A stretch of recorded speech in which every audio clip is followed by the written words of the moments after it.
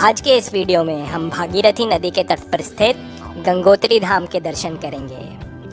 गंगोत्री धाम, जो कि गंगा जी का उद्गम स्थल है, उत्तराखंड के 4 धामों में से एक धाम है और गंगोत्री धाम में ही है जलमग्न शिवलिंग, जिसके बारे में मान्यता है कि इसी स्थान पर भगवान शिव ने माँ गंगा को अपनी जटाओं में बांध लिया था।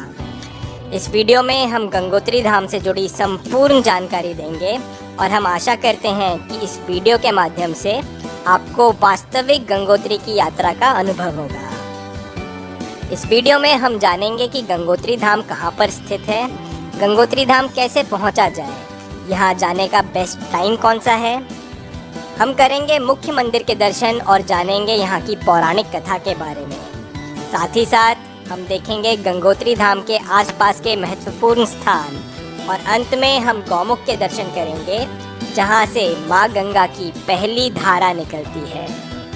गंगोत्री धाम और माँ गंगा से जुड़ी रोचक जानकारी के लिए आप इस वीडियो के एंड तक जुड़े रहें। और अगर आपने अभी तक हमारे चैनल को सब्सक्राइब नहीं किया है तो प्लीज़ इसे सब्सक्राइब भी करें। तो चलिए स्टार्ट करते हैं।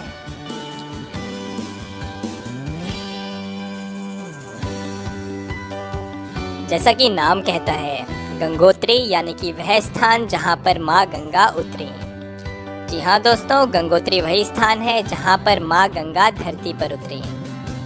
भारत के उत्तराखंड राज्य के उत्तरकाशी डिस्ट्रिक्ट में गंगोत्री धाम है, जहां पर माँ गंगा का मंदिर है। गंगोत्री धाम हिमालय की चोटियों में बसा हुआ है और यह समुद्र तल से लगभग 3140 मीटर की ऊंचाई पर है। गंगोत्री मंदिर गंगा जी के उद्गम स्थल गौमुख के पास भागीरथी नदी के तट पर स्थित है।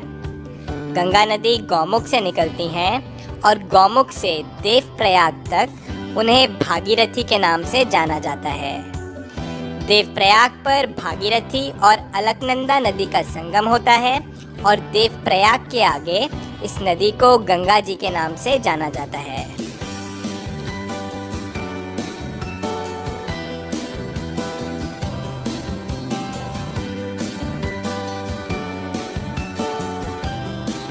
गंगोत्री धाम उत्तराखंड के 4 धामों में से एक धाम है। उत्तराखंड की छोटी 4 धाम यात्रा में आते हैं यमुनोत्री, गंगोत्री, केदारनाथ और बद्रीनाथ धाम।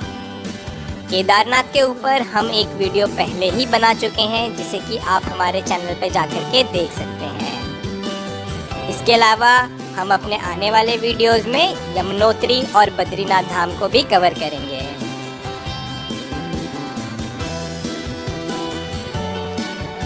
गंगोत्री धाम जाने के लिए आपको सड़क मार्ग का उपयोग करना पड़ता है।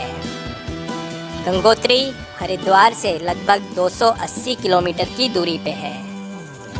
गंगोत्री जाने के लिए आप हरिद्वार, देहरादून या फिर ऋषिकेश तक ट्रेन से आ सकते हैं और अगर आप प्लेन से आना चाह रहे हैं तो गंगोत्री के जो सबसे निकट एयरपोर्ट है वो है जॉली ग्रांट एयरपोर्ट, जो कि देहरादून के पास है। देहरादून, ऋषिकेश और हरिद्वार से गंगोत्री जाने के लिए बस एवं टैक्सी की सुविधाएं उपलब्ध हैं। आप देहरादून, ऋषिकेश या हरिद्वार से बस या फिर टैक्सी ले सकते हैं, जो कि आपको गंगोत्री लेकर के जाएगी। बस या फिर टैक्सी सड़क मार्ग के रास्ते आपको गंगोत्री मंदिर के बिल्कुल पास छोड़ती है। और अगर आप यमुनोत्री धाम से गंगोत्री धाम आ रहे हैं तो पहले आपको जानकी चट्टी से धारासू आना पड़ेगा और फिर धारासू से आपको गंगोत्री का मार्ग लेना होगा।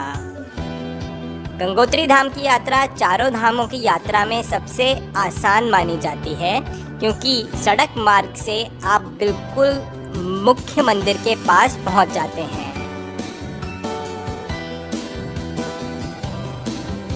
गंगोत्री धाम उत्तराखंड के बाकी धामों के जैसे ग्रीष्म काल में खुलता है। ये मंदिर अप्रैल एंड या फिर मई के पहले हफ्ते में खुलता है और अक्टूबर या फिर नवंबर में बंद हो जाता है। हर वर्ष अक्षय तृतीया के दिन गंगोत्री मंदिर के कपाट खुलते हैं और दिवाली वाले दिन इस मंदिर को बंद कर दिया जाता है। सर्दियों में इस स्थान पर काफ़ी बर्फबारी होती है और काफ़ी ठंड पड़ती है। इसलिए शीतकाल में माँ गंगा की डोली को गंगोत्री से करीब 20 किलोमीटर नीचे हरसिल के पास मुखबा गांव में ले जाया जाता है। हालांकि गंगोत्री धाम अप्रैल एंड से नवंबर तक खुलता है, पर यहाँ जाने का बेस्ट टाइम होता है अप्रैल से जून के बीच में और सितंबर से नवंबर के बीच में, क्योंकि वर्षा ऋतु के समय यहाँ पर काफ़ी बारिश होती है, जिसकी वजह से यहाँ लैंडस्लाइड होने का डर रहता है और रास्ते बंद होने का डर रहता है। और ये है गंगोत्री मुख्य मंदिर परिसर। गंगोत्री मंदिर का निर्माण गोरखा जनरल अमर सिंह थापा ने 18वीं सदी में करवाया था। वर्तमान मंदिर का पुनर्निर्माण जयपुर के राजघराने ने कराया है। गंगोत्री धाम में हर सुबह और हर शाम को माँ गंगा की आरती होती है।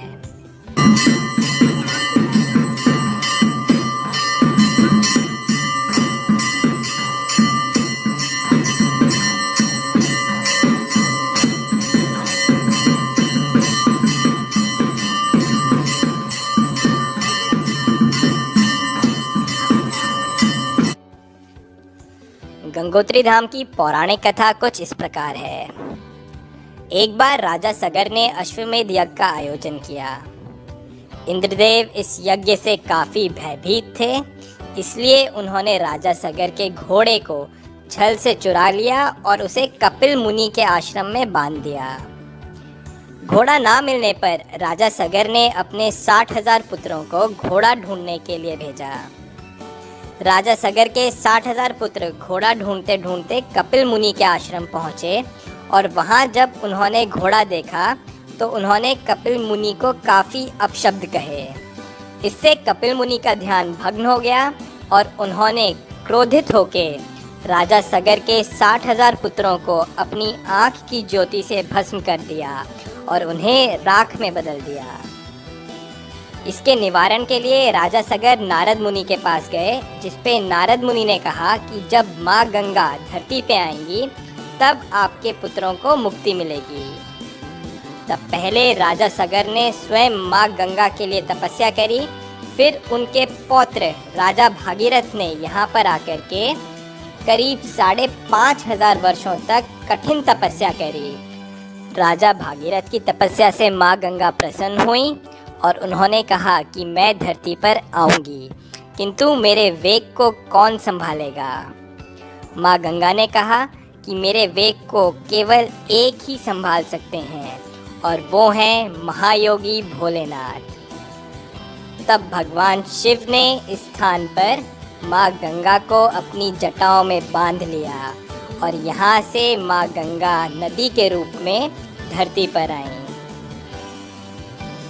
गंगोत्री धाम में भागीरथी नदी के पास एक शिवलिंग है, जिसे कि जाना जाता है जलमग्न शिवलिंग के नाम से, और इस शिवलिंग के बारे में कहा जाता है कि ये वही स्थान है जहाँ पर भगवान शिव ने माँ गंगा को अपनी जटाओं में बांध लिया था। इस शिवलिंग के बारे में और जानकारी हम वीडियो में आगे देखेंगे। इस पौराणिक कथा का विवरण माँ गंगा की आरती में भी आता है। पुत्र सगर के तारे सब जग को ज्ञाता, कृपा दृष्टि तुम्हारी त्रिभुवन सुखदाता, ओम जय गंगे माता।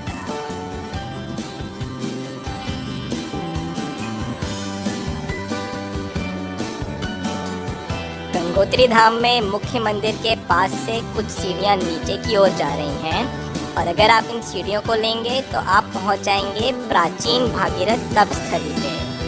यहाँ पर वह शिला है जिस पर राजा भागीरथ ने माँ गंगा को प्रसन्न करने के लिए कठिन तपस्या करी थी। इस शिला को भागीरथ शिला के नाम से जाना जाता है। गंगोत्री मुख्य मंदिर से नीचे की ओर जाने वाली सीढ़ियाँ आपको मुख्य स्नान घाट पे भी ले जाएंगी, जहाँ पर श्रद्धालु भागीरथी नदी के पानी में स्नान करते हैं।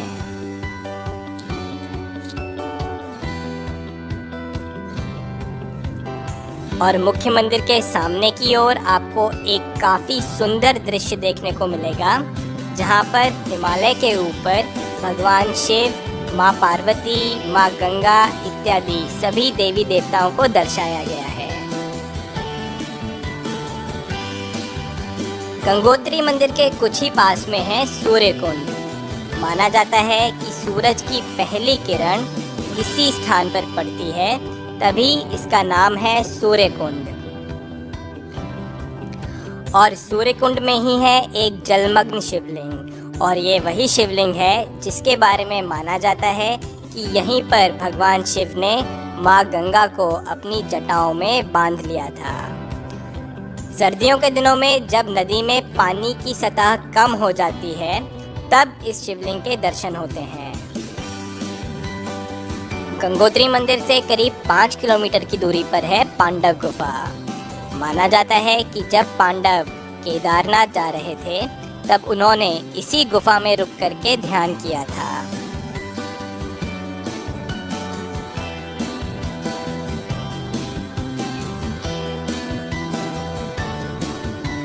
गंगोत्री धाम हिमालय की चोटियों में बसा हुआ है और गंगोत्री धाम से लगभग 19 किलोमीटर आगे जाकर के आता है गौमुख, यानी कि वह स्थान जहाँ से गंगा नदी निकलती है। गंगा नदी के पानी की पहली धारा इसी स्थान से निकलती है। गंगोत्री धाम से गौमुख जाने के लिए एक पैदल और कठिन यात्रा करनी पड़ती है। भागीरथी नदी के साथ साथ एक रास्ता जाता है जिसपे यात्री पैदल पैदल चलते हुए गंगोत्री से गौमुख तक पहुंचते हैं। गंगोत्री से गौमुख की ट्रैकिंग के लिए आपको एसडीएम से स्पेशल परमिशन लेनी पड़ती है और एक दिन में सिर्फ 150 लोगों को ही इस यात्रा पे जाने दिया जाता है। गंगा नदी के पानी का मेन सोर्स है गंगोत्री ग्लेशियर। इस ग्लेशियर की लंबाई करीब 30 किलोमीटर है और इसकी चौड़ाई लगभग 3 से 4 किलोमीटर है। गंगोत्री ग्लेशियर से जो बर्फ पिघलती है वो गंगा नदी के रूप में गौमुख से निकलती है और गंगा सागर तक का अपना सफ़र तय करती है। गंगा नदी भारत की सबसे लंबी नदी है। हर हर गंगे।